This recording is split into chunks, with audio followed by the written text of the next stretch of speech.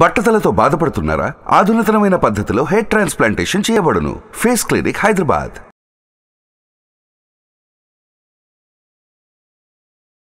నమస్కారం డాక్టర్ శ్రీ ఆచార్య కృష్ణస్వామి గారు. So content start చేసే ముందు క్లాసెస్ ఎప్పుడు ఉంటుంది అనేది ప్రతి ఒక్కరు తెలుసుకోవాలనుకుంటున్నారు. ఎప్పుడెప్పుడు ఎక్కడెక్కడ ఉండే అవకాశం ఉంది? స్పెషల్ క్లాస్ ఏమైనా ఉందా?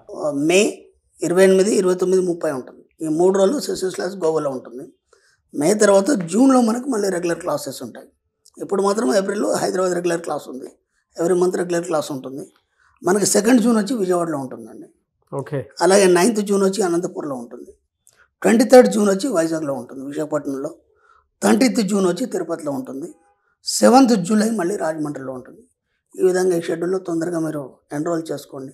ఎందుకంటే సమ్మర్ కాబట్టి చాలా హెవీ రష్గా ఉంది. తొందరగా మీరు ఎన్రోల్ చేసుకుంటే ముందు సీట్లో కూర్చోవచ్చు. మనీ మంత్ర వీడియోలో ఏం చెప్తున్నారు? మనకి ఇక్కడ శరత్కాలపు చంద్రునిలోని వెన్నెల్ని ఎవరు ఆస్వాదించలేరు. ఓకేనా? ఒక రాత్రి మీరు అలా బయలుదేరుతున్నారు ఊరి బయట, చక్కని వెన్నెల ఉంది, చంద్రుడు ఉన్నాడు. ఆ వెన్నెల్ని మనం ఆస్వాదిస్తామా లేదా?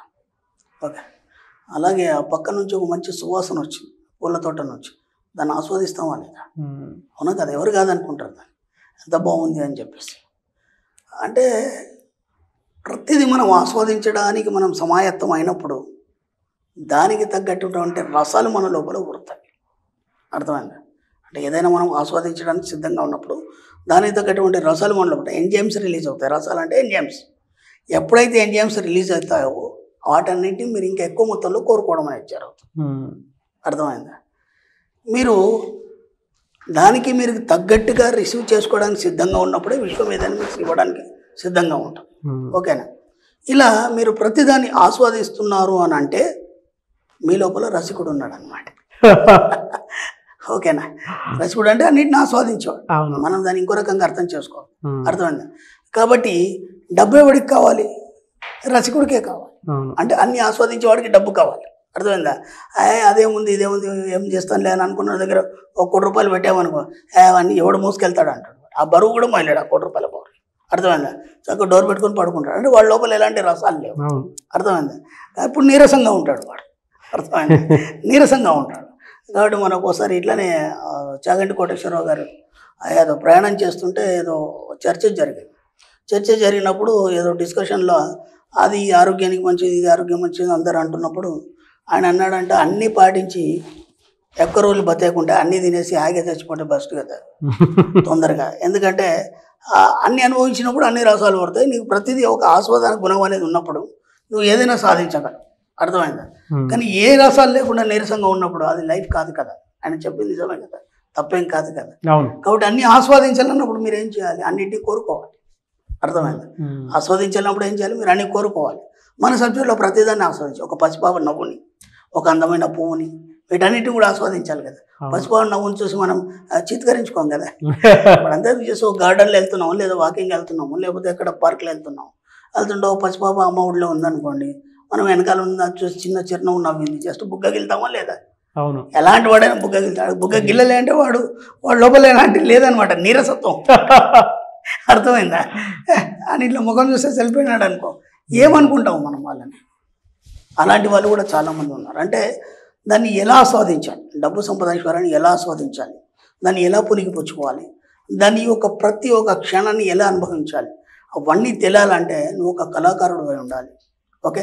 నువ్వు ఒక రసాల్ని ఆస్వాదించే ఒక రసికుడు అయి ఉండాలి.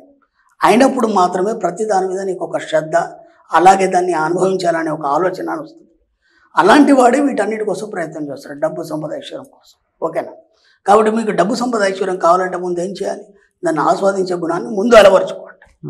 రెండోది మన సబ్జెక్టులో ఏం చెప్తామంటే, నీకు ఏదైనా కావాలనుకున్నప్పుడు మన సబ్జెక్టులో విశ్వం నీకు ఏది ఇచ్చినా సరే స్వీకరించే మనస్తత్వాన్ని ముందు కలిగి ఉండాలి. అర్థమైందా? స్వీకరించే మనస్తత్వం అంటే ఏదైనా కావచ్చు. ఫస్ట్ మనం ఏం స్వీకరిస్తామంటే బాధల్ని స్వీకరిస్తాం. ఎవరి జీవితంలో అయినా సరే ఒక స్థాయికి వచ్చేంత వరకు బాధల్ని స్వీకరిస్తాం. ఓకేనా?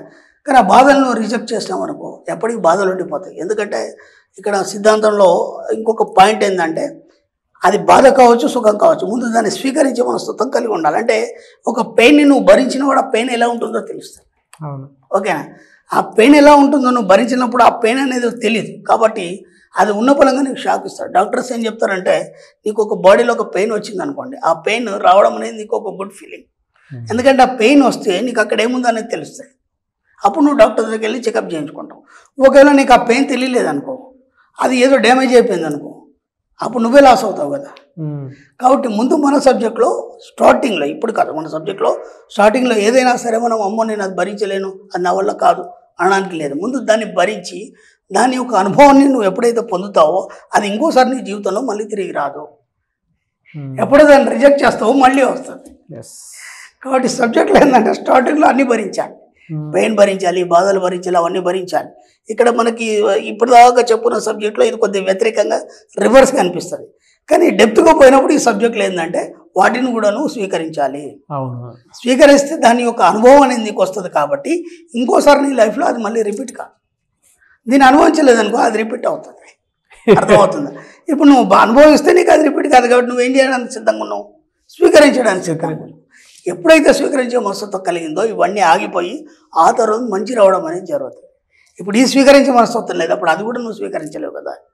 కాబట్టి మన సబ్జెక్టులు ఏముంటుందంటే వీలైనంతగా ప్రతిదాన్ని ఆస్వాదించాలి, ప్రతిదాన్ని కోరుకోవాలి, ప్రతిదాన్ని స్వీకరించాలి, ప్రతిదాన్ని నీ జీవితంలోకి ఆహ్వానించాలి.